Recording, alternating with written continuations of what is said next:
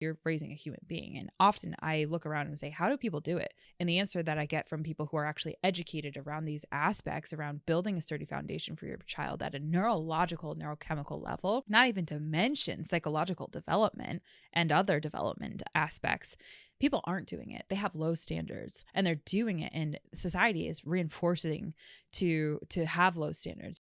A child's brain is so fragile. It is so gentle. And if you do that once, it's likely you're not only doing it once, there's repeated patterns that people are doing over and over and over again without realizing it. And it's causing kids to struggle so deeply.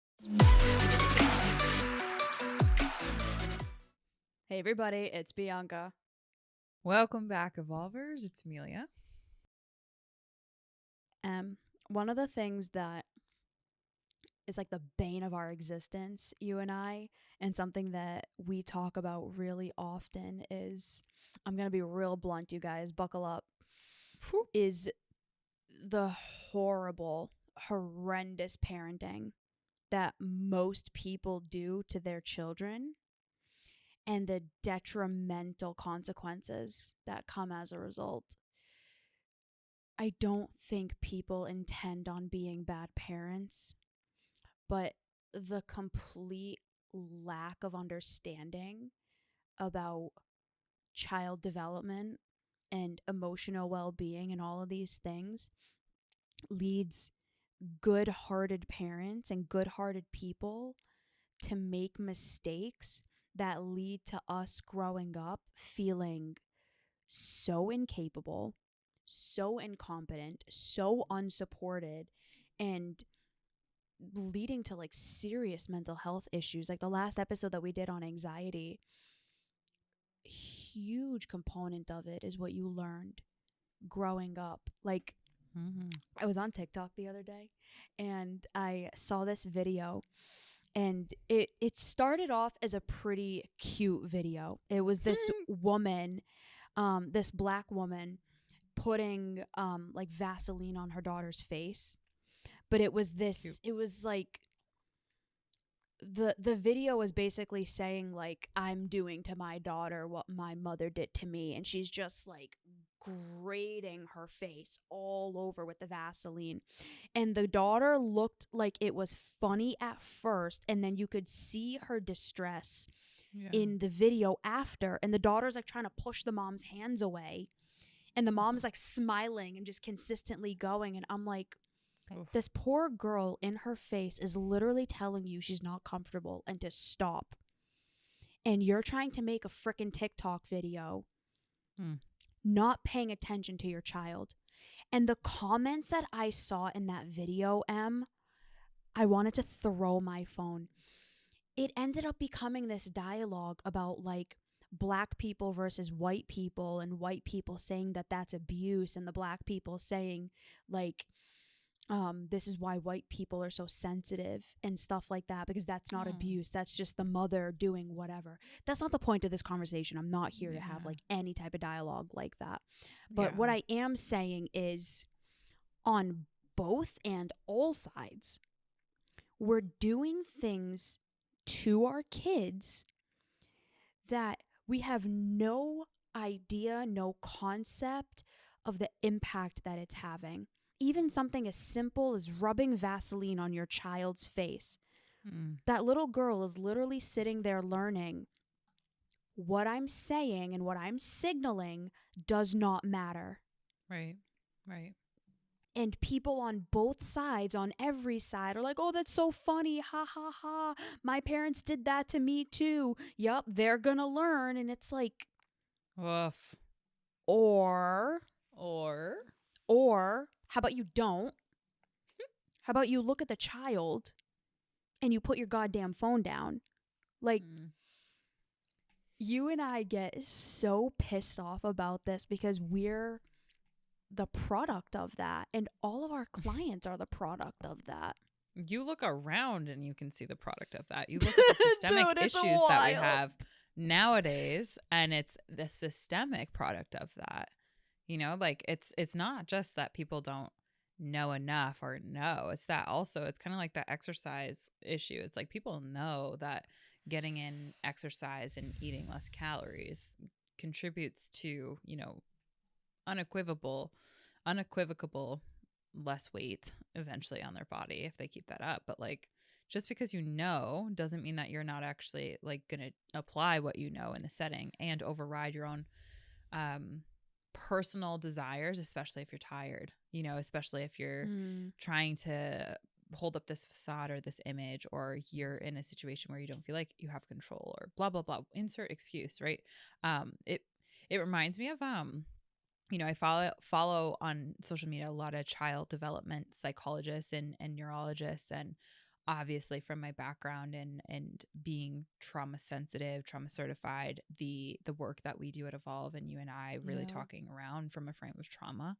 Um, I'm so sick of the narrative not acknowledging how much abuse has actually been passed down generationally, regardless of your ethnicity, and sensitivity being something as a weakness, because that is just the whole pathologization of emotional centers within the human body. But I digress. That reminds me of the video of when I saw I think it was called like the cheese challenge or whatever. It was some stupid shit where you see a toddler and they're crying, and all of a sudden a parent throws a slice of like a square of cheese at their face, at their forehead, and like has it While they're stick crying? while they're crying, while they're having an emotional experience. And so people would just record themselves of saying like, do this when your toddler is throwing a hissy fit, or do this when your toddler is doing this. And all you see are a bunch of absolute asshole adults, from in my opinion, who are wildly ignorant and arrogant to the consequences of something as small and seemingly funny like that. Like, that's just one of the many stupid shit that people do. Part of my aggressive language, but this is like, I see the impact of that. That is a micro T trauma to a little child, because again, they are now internalizing, I'm going to have something thrown at my face and be laughed at and humiliated in my little body for having an emotional experience by the people who are supposed to take care of me and hold me in a tender, loving embrace while I'm going through these big emotional experiences. And so the reel would just keep going. And I literally, my jaw dropped and I thought it couldn't drop any lower. It kept freaking going, because the amount of like just imagine a cute little, beautiful little toddler. Yes, they're going through their little hissy fit. It's exhausting. I can only imagine it. I cannot wait to get to that point where I can tell parents to do it differently from a place of actually having children. But like, as people who see the compound effect of little things like that, it's not just the moment. It is how children are not being held in those moments for their emotional experiences. They're not being emotionally attuned to by their caregivers. If anything, they're being wildly abandoned and abused by their caregivers, because their caregivers want to keep this narrative up that we're just doing our best, instead of actually taking accountability that your best is not going to be enough, and it never will be for a child that has over 68 plus needs, just on the neurological, psychological, developmental front. In what goddamn universe is you throwing a freaking piece of cheese at your child and you recording it? Oh yeah, You jumping doing on a your bandwagon. best. Oh my God. Like, Just for reals. if this is views. what people do on camera, you can only imagine what they're doing behind the scenes when nobody's watching. People are like, "Oh my God, you're too sensitive." No.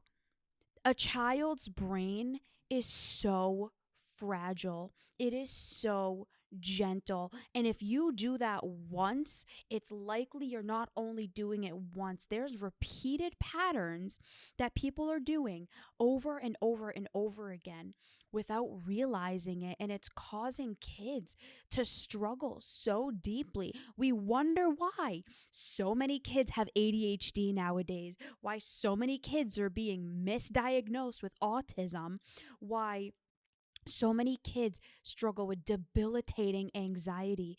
And we think it's funny and we think it's par for the course of like, well, my mom beat my ass and I'm going to do it to my child too because it's a rite of passage. It's like, really? Really? So you had it And in your childish brain, now your child needs to go through it too because it happened to you. I'm going to make a bold statement. You don't deserve to be a parent. You don't deserve to have children if that's your frame of mind. Right. If you believe, well, it happened to me and I turned out fine, clearly you didn't because you think it's okay to do that. Yeah. Throwing food at your child who is clearly in distress. Now, I know there's the extreme of the gentle parent, and like there's all these crazy extremes of people watching their kid do crazy shit, and they're like, sweetie, don't do that. Like, that's not what we're saying either. There's a middle ground. Don't neglect your child, but also don't harm your child and then make it seem like a joke. And then Dude, you wonder like, why your kid wants nothing to do with you when they're adult. I wonder why. and then wonder not why. only that, but then you guilt them into like them having feelings and or creating distance and or Oh my having God. the situations happen in their life. The reason, the unfolding. We did thing, be like, everything for you. don't blame it on us. Yeah. We did everything for you. You sure? I like one of the things that is so bothersome and so alarming to me is that you can look anywhere and find the stats of what, how much society doesn't encourage parents or expecting parents or even people that have the ability to have children, or bring children into this world. There's no assessment that's kind of happening. And again, this might sound extreme, but like there's no assessment as to how qualified you are to actually tend to and care for consistently, 100%. especially when times get hard, the child's needs. And so like there's almost an impending guarantee on the large majority of the population that enters into child rearing phases and is wildly ignorant to the actual science, right? The actual neurochemistry of how brains function, what's needed for healthy, and again, healthy is a spectrum development for functioning adults, children, and toddlers in the world. And be a one of the courses that I am actively taking spoke about this aspect of how fertile a child's mind really is and how impressionable it is, and how when children don't have their needs met, like on a basic fundamental level, and I'm talking just, let's parse it out, one of the 68 plus needs that human beings entering into this world have, that their caregivers and support systems are quote unquote tasked with or asked with to meet, the emotional needs. A lot of parents have it in their head that if you have a roof over your head and you have clothes on your back and you have some degree of presence, right, of rather showing face of a parent, right, then that's sufficient. The studies continue to show, and neuroscience continues to prove this again, but yet the science is not a requirement, which is effing wild from my perspective. And there's so much rage that I have behind this, because it's when you really peel back the layers of the onions of systemic issues that we have in society, one of these obvious solutions is education and awareness, right? But mandated education. There's literally nothing that has to happen for you to have a child. You have sex and then you make a baby. It takes you years to be able to adopt a child, because you're required to go through the education courses. There's background checks done on you. There's all of these things that have to happen for you to be able to adopt a child. Literally nothing needs to happen for you to make a baby, and everyone thinks that they can because it's a right. Dude, that it's scares not me. a right. That terrifies me for my future children, genuinely. I agree. Just because you biologically can have a child, it doesn't mean you have a right to a child if you're not educated enough to be able to raise that child to be a functioning member of society.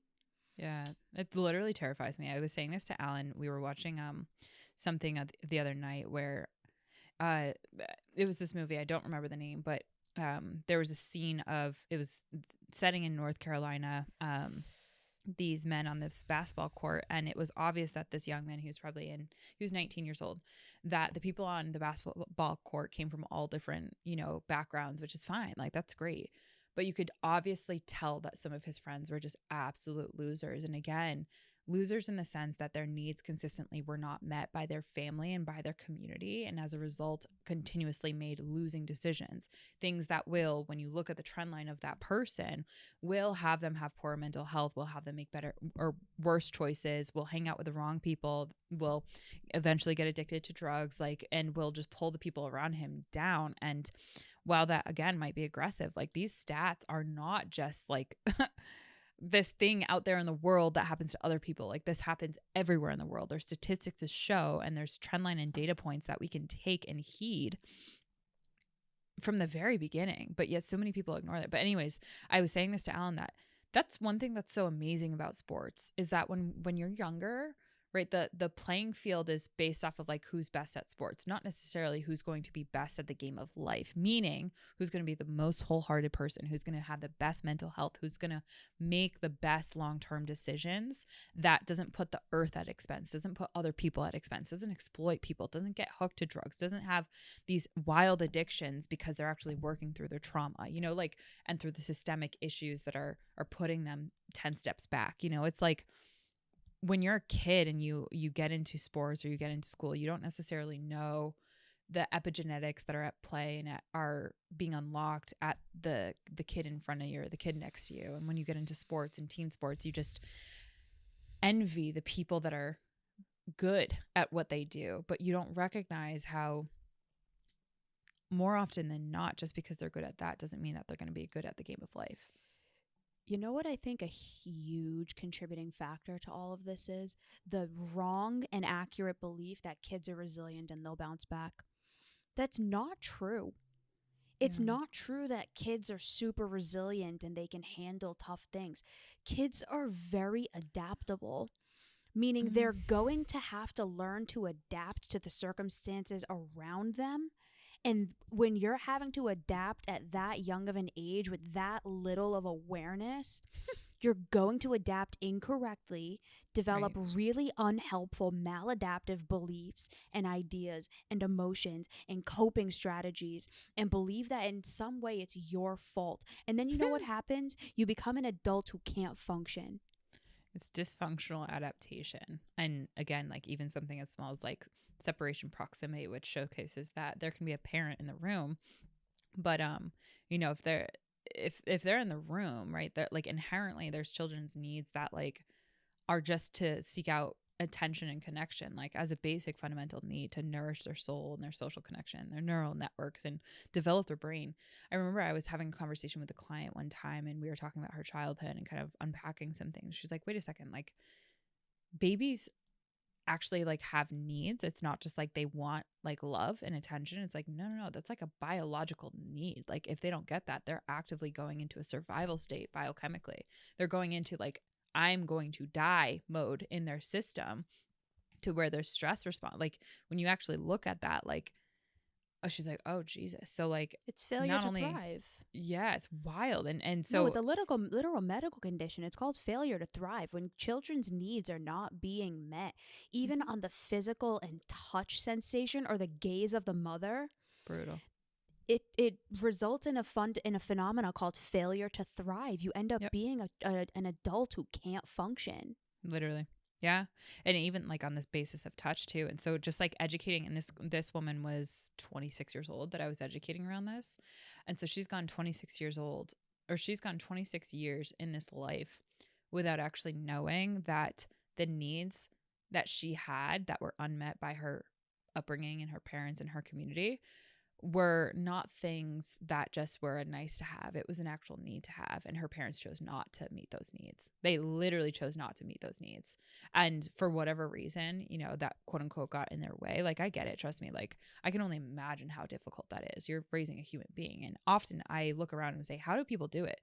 And the answer that I get from people who are actually educated around these aspects, around building a sturdy foundation for your child at a neurological, neurochemical level, not even to mention psychological development and other development aspects, people aren't doing it. They have low standards and they're doing it, and society is reinforcing to have low standards. You know, just picture the content that does go viral on social media or does swap up your feeds. It's not a lot of the brutal sexy truth about, or the brutal unsexy truth about how you're fucking up as a parent royally, right? Because no one wants to feel shamed.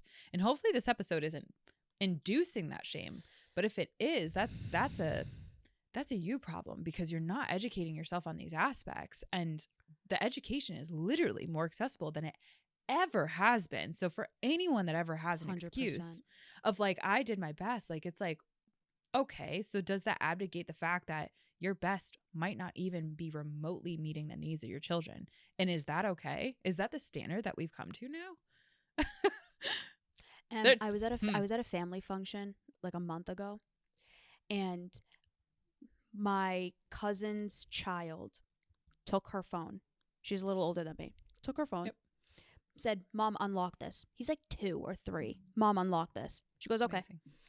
He goes on YouTube and he's watching like the scariest, cringiest thing I've ever seen.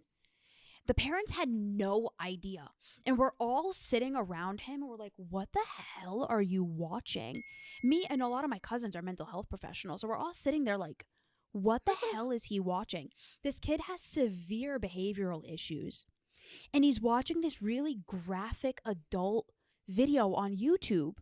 The parents have no idea until the mom walks in, and I'm looking at him like, what the hell is he watching? And then she grabs the phone and goes, "Oh my God, what are you watching?" She has no idea what her child is consuming, and then wonders why he has severe behavioral issues. I'm going to piss a lot of people off by saying this, but it needs to be said. And Em, I think you agree with me. It is not your right to have a child. Yeah, I know. No, it's not. You don't just deserve to have a child because you biologically can. Yeah. You have to be able to provide for that child. You have to have the emotional intelligence and the literal intelligence to be able to meet the needs of that child, to make them a happy, healthy, functioning human being. It is so much more. It is so much more than just providing a roof over their head and giving them clothes and feeding them. That's literally your job. It's shelter. Okay, that's then what? Wild. And people think that's it. Like, I've had people be like, "Well, my parents took me on vacations." It's like, okay, cool. You're also not talking about the fact that your mom smacked the living shit out of you every time you said something that she didn't like. So does that spew over the fact that your uncle molests you every single time you go over your uncle and auntie's house? Like, is that okay? Oh my God. Vacations just make up for the fact that 1 in 4 children are sexually molested by the time that they're even 6 years old.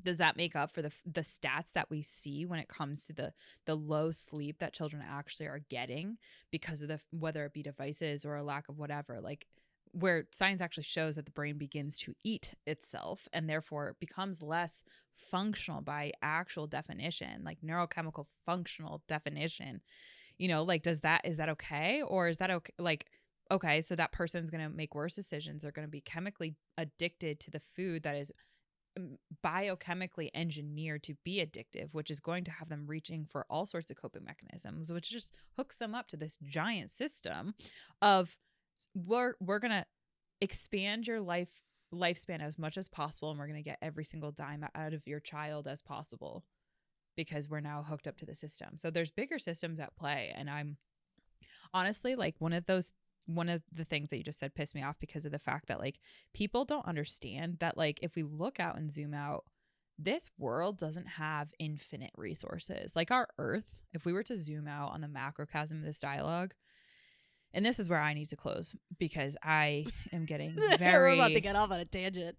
activated here because this is something that I've been studying from my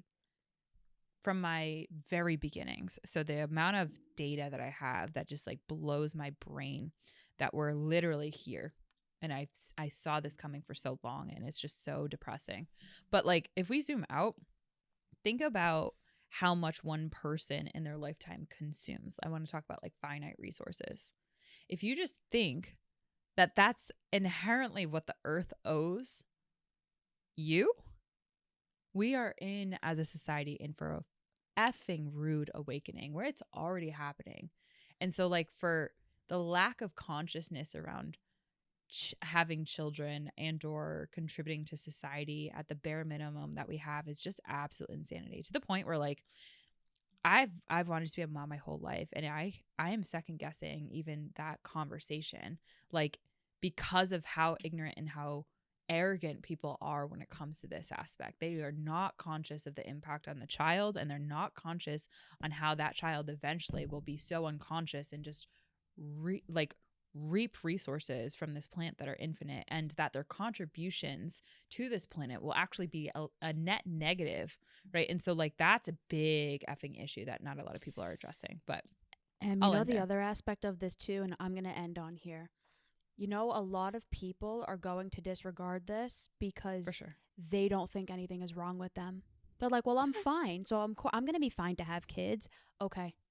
You have debilitating depression. You have crippling anxiety. You have severe low self-worth that you don't let anybody see. You're hiding behind your social media, and you're drinking yourself into a stupor. But yeah, you're fine. And you really should have scrolling kids. for 4+ hours a day, trying to or escape you can't your life. stop eating, or you can't get to the gym, or you can't do this, or you can't do that. And I know we're being really aggressive, but like Emilia and I see anywhere from 5 to 10 clients every single day. I see 9 clients a day on top of everything else that I do. The amount of struggle that my clients face, the amount of struggle that Emilia and I have faced, the amount of struggle that every single one of us on this earth face because our parents didn't know enough and were their ego was too high to actually be able to admit the fact that they were struggling. Yeah. We are all suffering as a result of that, and it's not okay. Facts. And if we want our lives to be better, and if we want the lives of our children to be better, then we need to start doing this stuff. There's a reason Emilia and I do not have children yet. There's a very strong reason. We could. We'd be great mothers right now. We're not going to. Right. Because there's still so much we need to learn. We're not telling you not to have children. Do you want to know how to have a happy child, how to create happy children, how to really build their foundation? Go build it for yourself first. I'm right. Put your ego down. Admit you need therapy. Admit you need help, because all of us do. I'm in therapy. Amelia's in therapy. Admit you need help. Go learn how to be more functional as a human being. Go pick up a damn book. Go pick up a book and learn. This is how we actually create a better world. And it's not some Pollyanna shit. This is real. Because we all complain that our parents didn't do it, but are you doing anything different? It's like for the people who are struggling to, you know, and this is going to add a lot of people, but I think we're kind of here. If you're struggling that point in this episode, to spend $50 on a therapy, or even like in the throngs of like, I don't know, that might be too much money. It's like, that is where the problem, like trace back that problem, trace back how you're in this financial pit hole, trace that back. Guarantee you it's because your parents and your community did not help you build a strong foundation. And you either take responsibility for that and you do things differently and you start acting in accordance to that, or you play the victim card, you play the blame game, and nothing changes. And that gets passed down to your children. It gets passed down 100%. to their children, because the epigenetic science that is showing it's you can trace it back. And you also, listening to this podcast, can do it differently. And you can create an entirely new legacy for your family, entirely new legacy for, you know, your child and the foundation that they have. So build the foundation, build it differently, build it better, and just continue to freaking build and rebuild, and have the humility to know that sometimes bricks get old, they crumble, and you have to replace them again and again. And that is the game of life, right? That is making sure that you're never giving up on rebuilding that foundation. So thanks for joining us in this fiery episode, B. Thank you for getting fired up with me on this one, and for the dialogue. It's so important. We're so passionate about it. My episode suggestion is 371, The Tools to Have a Happy Family. My episode suggestion in closing is 372, How to Repair a relationship rupture. So if we ruptured our relationship, I dear was about listener, to say. do listen out, or not listen out. Do reach out. You likely won't, but hopefully this was thought provoking to the extent where it has you do something better than what you're doing right now. So we love you. Welcome to the Evolve journey, and let's get fired up. Let's make this future better, brighter. Keep it spicy. Bye, everybody. Bye, everyone.